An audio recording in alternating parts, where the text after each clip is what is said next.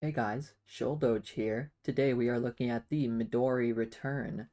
As far as I could find, Midori was founded in June of 2024 and made their first mousepad a month later called The Girl, which had alright reception, but their second mousepad in the series is what we're looking at today, The Return, which was released in early September of 2025, had much better reception upon its release than The Girl, and while I did have my doubts at first about this pad, I have actually grown quite fond of it. The Return is described by Midori simply as a balanced surface with a full UV printed canvas, featuring a 5.5mm custom firm PU base, which I certainly wouldn't describe as firm, but Midori doesn't actually make any note of the texture of the pad and how smooth or textured it is. I bought this pad in like new condition from another user as I wasn't willing to buy the product at the full requested price, which I will mention more about later in this video. Now moving on to the surface, looking at a macro shot, the surface weave is somewhere right between tight and loose from a glance, and it is worth noting that the threads themselves seem to be thicker than others, which I believe results in a more defined and less micro-feeling texture. The feel of the Return reminds me of the level of texture somewhere between the Artisan Zero and the La Onda Blitz,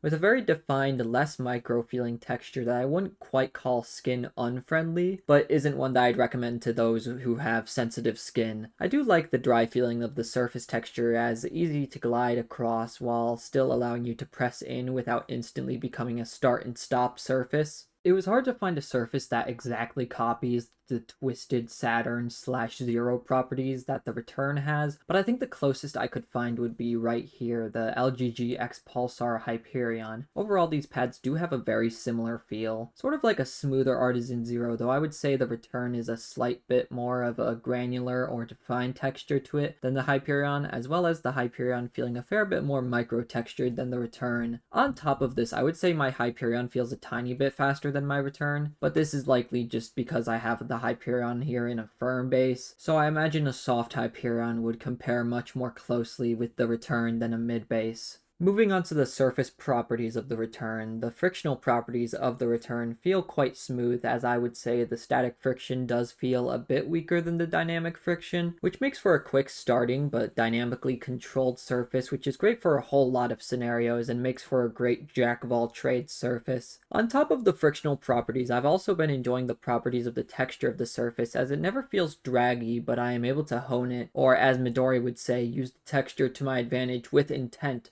to bring the mouse to a stop. Additionally, the base does make for a nice window where it's easy to press into to a degree, but not to the point where any weight will cause evening out of the skates, which makes for a surface you can choose when to press into and really stop on a dime when you need to. The X and Y axis are very balanced with one another in terms of speed and even feel, with the only difference I could note being that the x-axis does feel a tiny bit more granular than the y-axis. Despite the UV treatment making me think it would have trouble with moisture on this surface, I really haven't had any struggles, even during tense play with this pad, and it being affected by sweat. The surface isn't coated in any way, but does an amazing job with sweat dispersal, and I never feel the surface properties change with humidity, so I'm confident this pad would work great in any environment. I would only go as far as to call the surface of the Return sleeve usable, as all of my other sleeves drag one way or another, inverted or uninverted, except for my Kibu sleeve, which actually works fairly well uninverted, and I've been using the side with the logo as Kibu suggests for more textured surfaces. The Return is easy enough to keep clean, as I'm able to brush large and small debris off the surface no problem, and despite my long hair, I haven't had any issues with having to pick hairs out of the surface from this pad. And here's an audio test with Obsidian Air dot skates to show what this texture of the surface can sound like.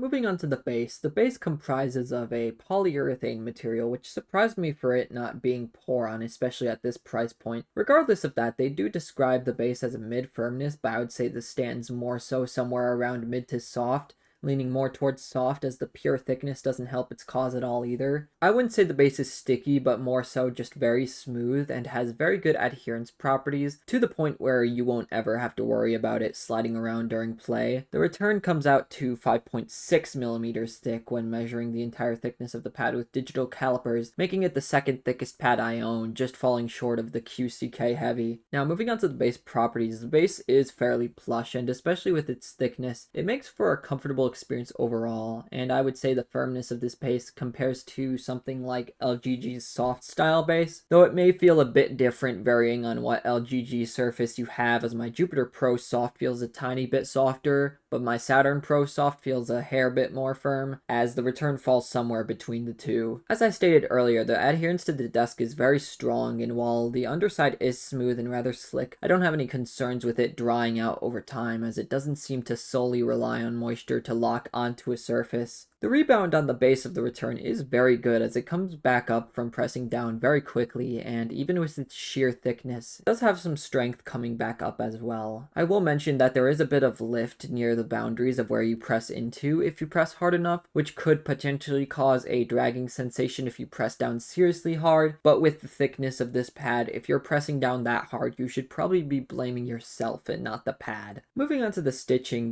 pattern of the Return does remind me of artisan stitching, with a clean look that from the top is highlighted with its white coloring, with laps of threads visible from the underside. Especially with this white stitching, the edge stitching on the Return physically and visibly looks very separated from the rest of the pad, and overall makes for a very clean look, as it almost looks like a portrait or picture frame around the art of the surface. The edge stitching is certainly more firm than the rest of the base, which makes sense with just how thick the base is, and packing it that tight will come with the challenge of increasing density. The stitching is nicely below the surface all the way around the edges, and I don't feel my mouse cross the edge with full or even dot skates. Moving on to quality, as for the surface is not coated and doesn't feel any different to when I first used it. The surface feels super consistent, and I don't feel any spots where the speed or feel of the surface changes at all. I was kindly surprised by how natural the surface of this pad feels, as despite its usually harsh nature of UV treatment, which is an issue I recently had with the MizuWorks Cascade, I feel like the surface of the Returns really still maintains a natural and defined texture. On top of this, the printing on the Return is absolutely beautiful, as I'd only expect such from a pad whose majority of marketing comes from its visual appearance. There isn't any discretion between the description of the mousepad and how it performs, though I do wish the description was a bit more in-depth, as the only qualities they have listed on their website is very surface level stuff, and mostly just seems like a lot of fluff words to make their product sound attractive. There is a shiny logo on the bottom right corner of the pad, which despite how thin it is, it sticks to the skates of my mice to an extreme degree, and if you happen to glide over it, you will most certainly feel it, as your mouse immediately comes to a sticky halt. Even in the product image of the Midori website, you can actually tell the surface weave on the Return is slightly skewed, which is consistent with my copy, and while this doesn't have any real big impact on performance, I certainly expect better from a mousepad of this price point. Now, as for the quality of the base, I don't feel any bumpiness on the surface when gliding my hand and fingers across, and the surface overall does feel very consistent. The dimensions of the Return do fall a bit short of what's listed, falling at 49.5 by 49.5 centimeters rather than the 50 by 50 centimeters listed on their website.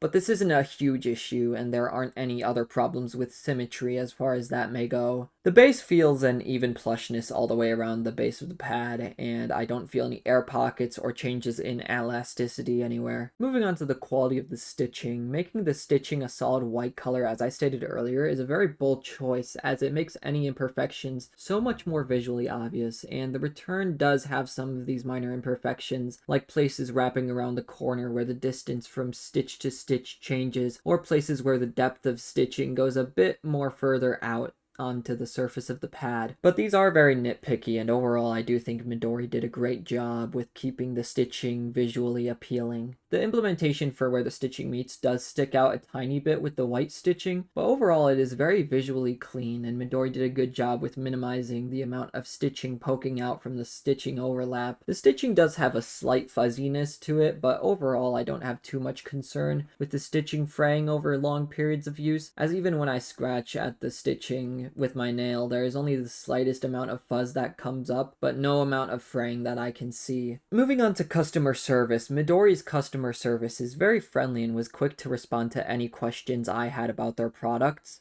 including their arm sleeve, the B4M, which they plan to bring back in a new version, which includes changes that they are very excited to show when that time comes. The community surrounding Midori is quite big considering just how many products they actually sell, but the community doesn't really have a place to gather and chat with one another, as Midori doesn't have a Discord from what I could find. Midori does have a Twitter which is fairly active and often teases the next product they have rolling around the corner, with the prior release of The Return having quite the initial hype up before its release. While I didn't buy The Return directly from Midori, I've heard from other sources that it takes a little over a week from the time of purchasing the product for it to arrive at your door, with 8 days being after the product has shipped, which is sent via UPS. Something that may be worth noting is, for some odd reason, all units seem to have the tear-off opening opened, which either means Midori is sneakily taking a peek for quality control issues, or the box just happens to open itself during the shipping process. Not like it'll fall out either way, though. Moving on to price, again, I bought mine used, but in the case that you do buy one new at the retail price, it'll run you somewhere around $72, including shipping, which is quite a high asking price for a mousepad, but the return does certainly make its case for its price point. It is packaged flat in a white box with very clean minimalistic designing on it, though there could be some concern with the box being white getting dirty, but this isn't anything I've seen reflected for others. The pad did come with a nice little thank you card from Midori talking about their journey with the return, but no accessories that could be used for performance. All of the features covered on this pad truly do scream quality and passionate craftsmanship, and while I do think it is at least worth the retail price, I can't say any more than that, as $72 shipped is still an incredibly high ask for a mousepad, especially one that isn't using a Poron base nor features any other base options. In conclusion, coming from someone who thought this pad was way overpriced, I would color myself very surprised, as this pad performed very well, and despite its minor areas of flaw, I could seriously see this pad staying in my main rotation, as it is a blast to use and looks good as it performs. I would recommend the return to someone who is simply looking for a great pad with a larger size and doesn't care about budget. In a shocking twist, I would rate this pad an 88 out of 100. And I would and certainly will be buying from Midori again, especially whenever they decide to release their second version of their arm sleeve, the B4M. With all that being said, thanks for watching. Bye bye.